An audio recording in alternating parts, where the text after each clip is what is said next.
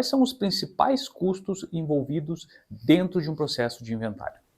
Primeira coisa que a gente tem que analisar são os custos envolvidos com advogado, porque mesmo que seja um processo extrajudicial, aquele feito em cartório, o advogado vai precisar fazer essa intervenção, vai ter que ter a assinatura do advogado.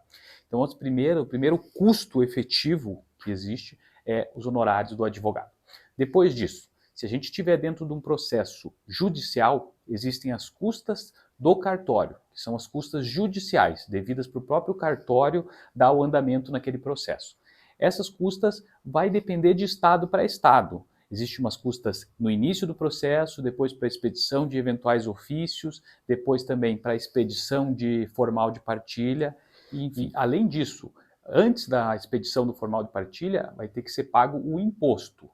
Também existem as custas, depois que o processo de inventário que é finalizado, existem as custas para averbação desse formal de partilha. Então, se você vai precisar levar lá no registro de imóveis, no cartório de registro de imóveis, e averbar esse formal de partilha, aí sim vai ter mais essas custas cartorárias. E quando a gente está falando das custas do cartório de registro de imóveis, é importante também ressaltar que, a depender de como tiver esse imóvel, se precisar fazer novas regularizações, também vai incidir esse valor.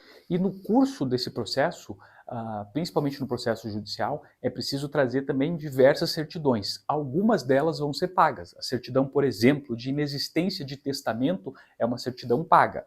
Mas a maioria das certidões não serão pagas, mas também existe esse custo com as certidões. Agora, se a gente está falando no processo extrajudicial, o que vai diferir é simplesmente que as custas, em vez de pagar para o cartório judicial, vai ser pago para o tabelionato.